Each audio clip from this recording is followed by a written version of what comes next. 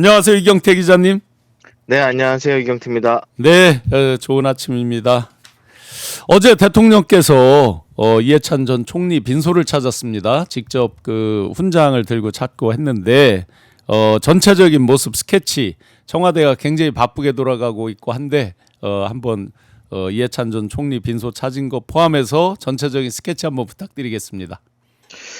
네, 대통령이 어제 김혜경 여사와 함께 서울대 병원 장례식장에 마련된 이해찬 전 총리 빈소를 찾았습니다. 업무를 다 종료하고 빈소를 찾으신 건데요. 예, 헌화 분양에 이어서 미리 준비했던 말씀하신 국민훈장 무궁화장도 추서했습니다. 유족하고 인사를 나누실 때는 눈물을 훔치시는 모습도 볼 수 있었는데요. 김혜경 여사도 참 많이 우셨어요. 그래서 한창민 사회민주당 의원이 전한 상황을 보니까 김혜경 여사가 자꾸 눈물을 보이니 이제 유시민 작가가 네, 네, 국민을 위해 공무수행을 하다 해외에서 떠난 거야말로 이해찬다운 이별이다. 뭐 이렇게 위로했다고 합니다. 네, 네. 그리고 총리님의 배우자 되시는 김종욱 사모도 오히려 윤석열 정권에서 이별했다 하면 그이는 결코 눈을 못 감았을 거다. 네, 네. 대통령에게 오히려 감사했을 거다라고 음, 이제 대통령 내외를 좀 위로했다고 합니다. 예. 다시 한번 이해찬 총리님의 안식과 평안을 빕니다. 네. 이렇게 이제 이해찬 전 총리와 정말 특별한 관계에 있는 대통령께서 직접 빈소를 찾아서 조문을 하고 또 함께 조문하는 분들도 많은 조명을 받았습니다. 그런데 사실 청와대는 어제 아침부터 정신이 없었잖아요. 갑자기 이제 트럼프가 대미투자 특별법 처리 지연 우리 국회에서 처리가 지연되고 있다라고 하면서 갑자기 자동차 관세를 원래 우리가 합의했던 15%에서 25%로 올리는 그런 조치를 하면서 청와대가 긴박하게 돌아갔는데 지금 청와대 어떻게 대응하고 있습니까? 로우키 전략이라고 할 수 있습니다. 로우키요, 네, 로우키. 그렇습니다. 예예. 예. 애당초 이제 뭐 관세를 다시 올릴 거야 뭐 이렇게 트럼프가 말은 했지만 뭐 정부의 공식적인 행정 조치가 취해진 건 아니었거든요. 그러니까 네. 굳이 뭐 우리가 원래 했던 약속과 다르지 않냐, 뭐 법안 처리가 아니라 발의 시점이 관세이나 기준이다. 뭐 이런 식으로 따지면 갈등을 더 고조시킬 수 있기 때문에 그러지 않고 좀 상황을 파악하고 정제된 어떤 입장 협의를 해보자라는 게 우리의 어떤 기본적 태도입니다. 네. 그래서 인제 뭐 청와대도 외교적 사안이라서 구체적으로 답하기 어렵다라는 극히 정제된 입장을 내놓고 있고요. 네. 다만 인제 김정관, 러트닉, 여한국, 그리어 등 인제 앞서 간세 협상 때 했던 파트너들이 다시 만나기로 한 만큼 양국 간 요 관련된 라인들은 가동되고 있습니다. 실제로 트럼프도 하루 만에 인제 미국 취재진의 질문에 "우리는 한국과 함께 해결책을 마련할 것이다." 라면서 협상하겠다라는 태도를 보였습니다. 네네. 오늘 아침에 보니까 밤 사이에 이제 트럼프가 그렇게 입장을 어떻게 보면 약간 트럼프의 어떻게 보면 전형적인 스타일이기도 한데요. 치고 빠지듯이 확 세게 공격을 했다가 살짝 또 이렇게 한 발 빼듯이 했다 다시 또 공격하고 이런 스타일로 이제 한국과 협의를 하겠다라고 했는데 미국이 지난 13일 날 과기부 장관 앞으로 보낸 서한을 보면 무역 분야 합의 후속 조치 이행을 촉구했다라는 보도도 있거든요. 또 국민의힘은 국회에서 비준을 받았어야 되는데 비준을 하지 않았지 않았냐 라고 하면서 특별법으로 처리를 하려고 한 정부 여당 탓이다라고 이제 정부 여당 탓으로 돌리고 있거든요. 미국의 입장 그리고 국민의힘의 입장 이런 것들은 어떻게 보고 계신지요? 아니 그러니까 뭐 결국 쿠팡 때문인가 하는 예측이 나온 이유입니다. 그러니까 가계부가 지금 현재 쿠팡 개인정보 유출 사건 관련해서 본부처 TF를 이끌고 있잖아요. 네. 그래서 여기 가계부에다가 굳이 인제 관세 협상 관련 후속 조치 이행을 요구한 게 쿠팡 때문 아니냐 뭐 이런 추측이 있었고, 네. 실제로 미 공화당 하원 법사위에서 트럼프 대통령의 이번 발언이 쿠팡 같은 미국 기업을 부당하게 표적 삼았기 때문이다. 뭐 이렇게 주장하기도 했습니다. 결국 뭐 미국 정의를 향한 쿠팡의 로비가 이번 사건에 좀 일정 정도 영향을 끼친 것 같은데, 뭐 상당히 우리 국민 감정에는 안 좋은 결과가 오히려 되지 않을까 이런 생각이 들고요. 뭐 국민의힘이 비준 뭐 이런 얘기를 하는데 실제로 일본은 국회 승인을 아예 거치지 않고 이제 진행하고 있습니다. 네네. 그리고 이 트럼프가 비준이라는 표현을 쓴 적이 없습니다. enacted라고 법의 네. 효력을 발효하는 뭐 제정 이런 표현을 썼거든요. 비준이었다면 다른 표현을 썼을 거고요. 또 정부 여당 탓만 할 수 없는 게 이 특별법에 대한 국회 협의나 심의를 제대로 진행할 수 없었던 이유가 그중 하나가 그간 무제한 네네. 필버를 원내 전략으로 사용한 국힘에게도 있습니다. 또 해당 위원장도 국민의힘이잖아요. 그래서 그렇습니다. 네. 그래서 이 계속 인제 심의를 하자는 게 아니라 철회를 요구하고 있는 상황이었기 때문에 어 그런 부분들도 있고 해당 상임위가 게다가 12월 예산안 심의도 해야 되죠. 네. 그리고 1월 이해훈 예산처 장관 인사청문회 등 좀 법안 심의를 할 여유가 좀 없기도 했습니다. 네네.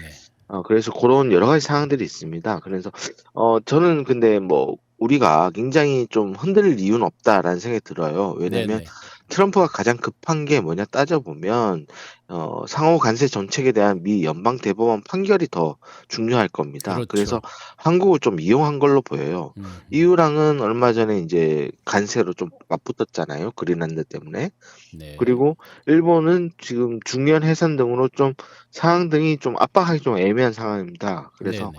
'한국을 좀 때릴 수밖에 없지 않았나?' 뭐 이런 생각이 좀 하는데 우리가 좀 움직일 공간을 우리 정치 세력들이 힘을 합쳐서 좀 만들어 놔야 되는 거 아닌가 이런 생각을 해 봅니다. 예, 중요한 말씀입니다. 어디에서 뺨 맞고 어디에서 화풀이 한다라고 인제 많이들 그렇게 비판을 하고 있습니다. 국내 사정 국내용이다.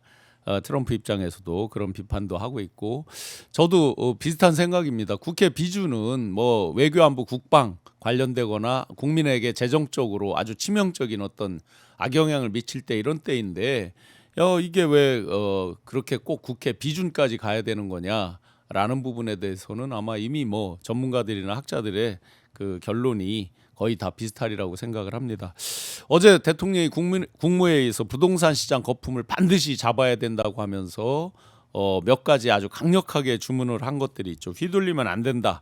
다주택자 양도세 중과 이런 것들을 유예하는 것 아니냐라고 이제 기대 심리가 있는데 그런 것들을 원천적으로 막아야 된다라고 하면서 이제 여러 말씀이 계셨는데 그 부분에 대해서 한번 설명 부탁드리겠습니다.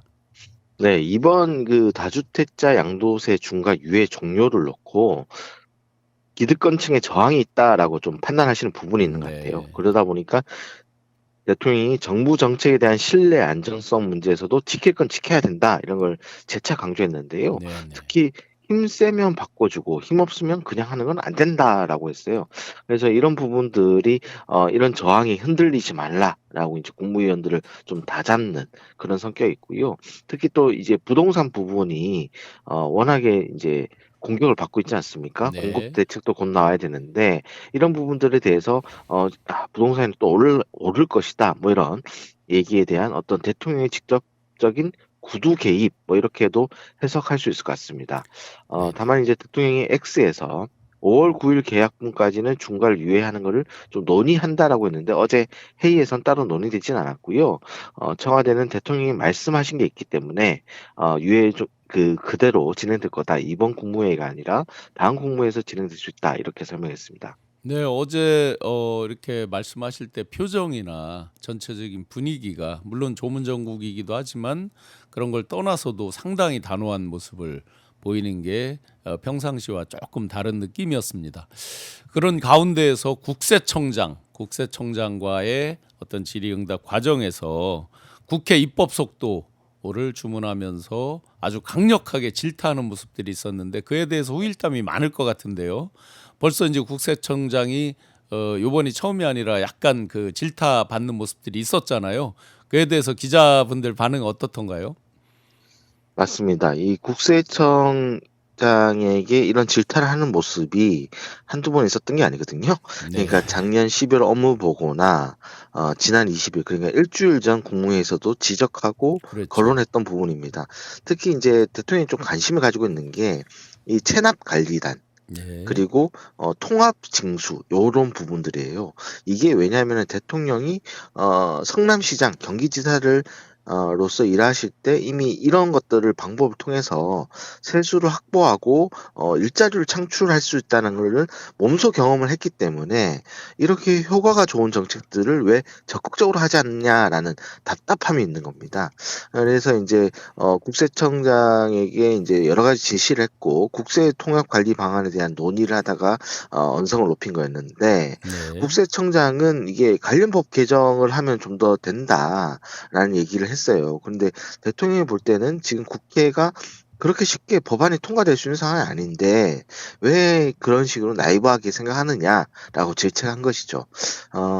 사실 이제 대통령 입장에서는 일을 좀 더 속도감 있게 하고 싶은 부분들이 있는데 사실 국회가 그만큼 뒷받침해주지 못하고 있다라는 약간 그런 문제의식도 있지 않나라고 싶은데 다만 이제 청와대는 이런 게 특정 법안에 대한 얘기를 한 건 아니다 이렇게 좀 해명을 했습니다. 네. 예, 긴박하게 돌아가는 그 청와대 소식 그리고 국정 전반에 대한 소식 들려주신 이경태 기자님 고맙습니다. 네, 감사합니다. 네, 고맙습니다.